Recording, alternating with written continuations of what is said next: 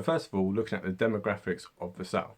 So what we find is that the different families there, not all of them own slaves, obviously. So when we're talking about the free people within the South, we're talking predominantly about white people, okay? Yes, there were a lot of freed blacks. Yes, there were a lot of Native Americans there. And also some of those groups did actually own slaves as well. But for the vast majority of it, you're talking overwhelming majority, it was white people who owned slaves, okay? So that's what we're going to talk about here. So when we say the free people doing this or the free families doing this, that's what we're talking about. For the vast majority of the time, we're talking about white people owning them, right?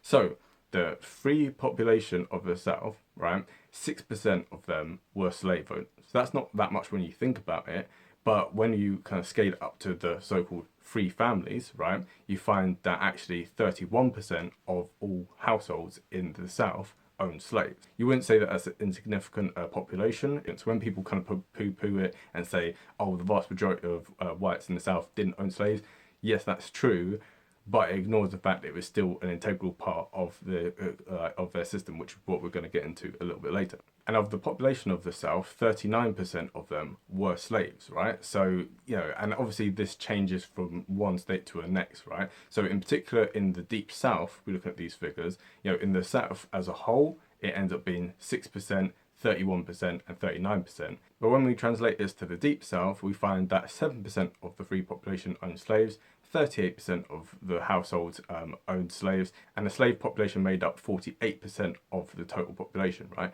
And this, you know, in particular in certain states, it's even more so. So in South Carolina, 9% of whites owned slaves, 46% of all households had slaves, and slave population in South Carolina was 57%. And again, you see a similar picture within the state of Mississippi, where 9% of people own slaves, 49% of households own slaves, and the slave population is 55% of the total state population. So when we kind of get this idea that like there were obviously some states, and obviously I'll have it on screen now, like some states didn't have that many people owning slaves, and slaves made up a very small part of the population. However, in some states it's heavily concentrated, and this is in the so-called cotton belt, which is now the so-called like black belt. This is where African Americans make up the majority of people in these counties, and that's as the legacy of slavery even to this day.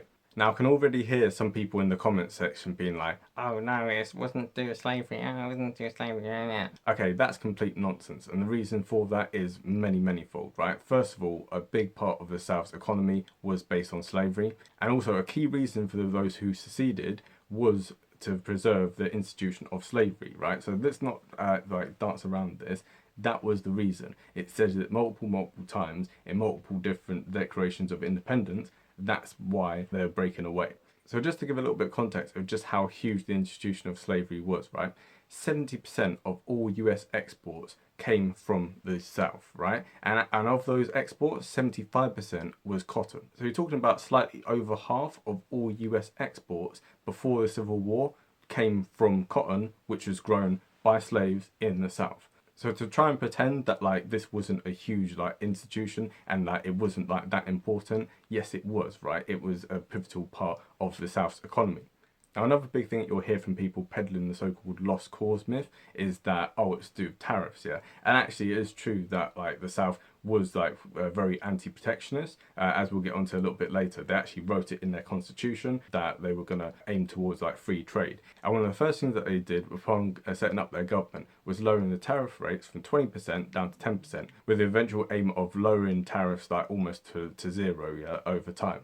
So what was the main reason for this? Well, if you think about it, the North was heavily industrialized, it was heavily urbanized, and so what the North wanted to do was to focus on protecting this industry. So cheaper like kind of manufactured goods coming from Britain and from France and etc. couldn't get into America. So having these high tariffs would like protect their own like industry, and like that way their industry would be able to take off. But the South, which was much more agrarian and obviously focused on cheap like slave labour, didn't want to industrialise. And so for them, their main thing was getting their products, i.e. cotton, tobacco, etc., out to market. So you wouldn't want to have protectionism, you want to have as free a trade as possible. That way there's as few barriers as possible to your trade getting to the customers that you actually wanted to. So that's why the North and the South had very different views of what the kind of tariff situation should be. You could say that That was a big division, and it was, but a big reason for that debate in the first place was because of slavery. The debate about slavery is the reason why you're having this later debate about tariffs. Another big misconception that we have about the South is that there was this kind of like yeehaw, like kind of like land of like freedom and you know, small government and stuff.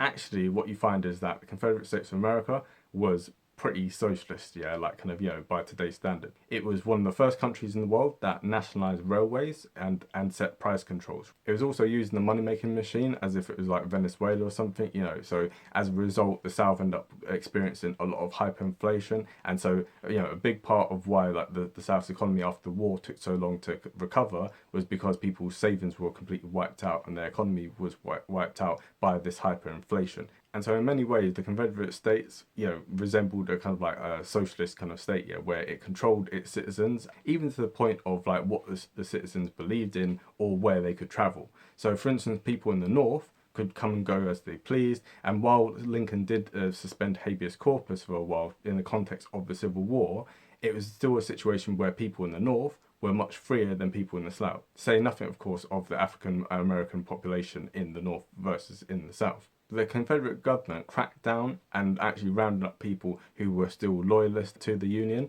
and, you know, clamped down on freedom of speech. There was also even like internal passports, so like traveling from one state within the South to the next was very, very difficult. So in many ways, this Confederate government, rather than it being this bastion of liberty, was actually an incredibly repressive, like kind of top-down state, which like had an iron grip on its citizenry.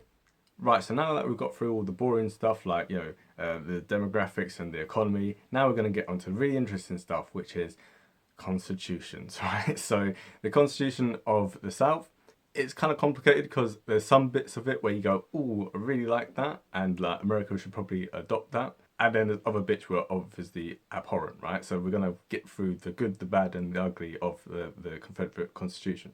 So starting off with some of the good things. So in the South, they decided that the president would only serve one term, and it would be a 6-year term. And, you know, some people would be like, oh no, that doesn't make sense, etc. But when you think about it, most US presidents, after the first 6 years, people's ratings towards them start to really dip down. Yeah, they're kind of known in the last 2 years as lame duck presidents because no one really likes them. People are a bit fed up with them. They kind of just want them to kind of like go and stuff at that point. And so if you had this like 6-year term limit, yeah, presidents would come in, be like, right, this is my agenda. I'm planning to do this, that. And then, you know, they do it, and then that would be it. Yeah, there'd be no re-elections. And so in a way, it would make government a bit more efficient because people would come in with a clear purpose, and they're not just going to like sit about and like be focused on that whole first term on getting re-elected for the second term. And then by the time they've got the second term, they've lost all their political capital in the first place because people already had 4 years of them. So yeah, so maybe this system, I don't know, like let me know what you think in the comment section, but I think that this system here to me makes more sense, yeah. Having a president serving one term like kind of for 6 years makes more sense than them serving 2 terms over 8 years, but that's just me.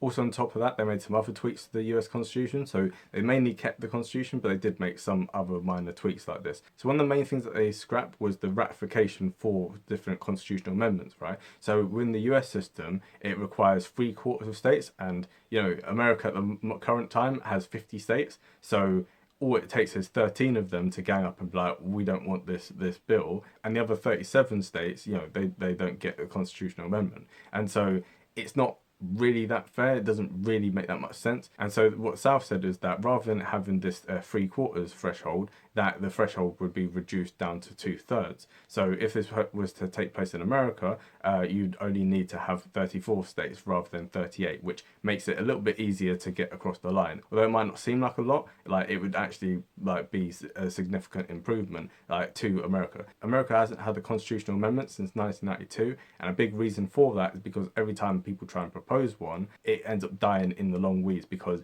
it's very difficult to get that kind of consensus over 38 states. Another improvement, in my opinion, is the line item veto. So rather than a president having to veto an entire bill that he doesn't like just because there's one little bit, instead he's able to be like, hey, I like 90% of this. However, there's like one or two little bits here. If you know, I'm putting a veto on that, so change that about, and then like we'll sign through the bill. So in this way, it would be a lot better because like, you know, a lot more things would be able to get past that, and there'd be a bit more like room for compromise as such. Rather than people having this kind of all or nothing approach to things, it's a bit more nuanced and a bit more balanced, and would foster a bit more cooperation between the executive and the legislature. And it has been something that's been pushed by certain presidents, but it's just never got off the ground yet, mainly because obviously that would take a constitutional amendment to change it, and as we discussed, it takes ages to get it changed, so that's why it's not really been changed. Also, another thing within their constitution was a bit more controversial, but I think this would have had a very, very drastic effect on America, right? And that is that it would require 2/3 of people in both houses to support any kind of spending bill, right? You know, so if you imagine that within like the current like political climate, you know, getting 2/3 of people in the House and in the Senate to vote on a bill, yeah, like almost nothing would get done, and that was the whole point of it. They wanted to keep the federal government small, and they didn't want there to be this huge kind of like spending spree and stuff, right? Which is what we've kind of seen in the modern era. So, you know, I'm not sure whether I support this or not support this, because it's quite a radical change, and I think sometimes you do need to have like obviously some spending bills, you know, and like all it would take is like say even 40% of people in one house decide, no, I don't want to have this, then it just doesn't happen. And I think sometimes you do need to have that simple majority in both houses, and I think that this would just cause constant gridlock, right? So all the kind of good things that have been done in some of the other amendments, I think this would have helped keep the size of government small, but at the same time it would have also made it quite dysfunctional.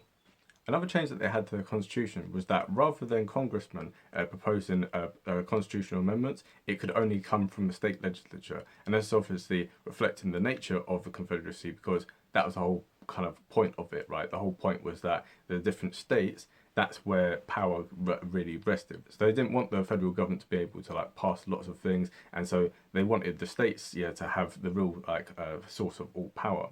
Now that we've gone through the kind of good / bad things, depend on your like take, now we're going to get onto the really ugly stuff, and this is where it clearly states that the reason for Confederacy was to do with slavery. It's right there within the Constitution. So while the US Constitution talks about persons held to service or to labour, yeah, the Constitution of the Confederacy was explicitly talking about not just slavery, but Negro slavery. As it said, it talks about the institution of Negro slavery and how like the Confederacy is there to uphold this institution. So for people who kind of like dance around the fact of like, no, the South like kind of wanted to split away for tariffs or this or that, the main thing was slavery, right? You can't really argue with that. So all the people still peddling this kind of lost cause myth, just read your constitution of the country that you claim to love so much. Yeah, like read it. It's written there in black and white. So I don't want to have any more like debates about this. Check it for yourself. That's where it is.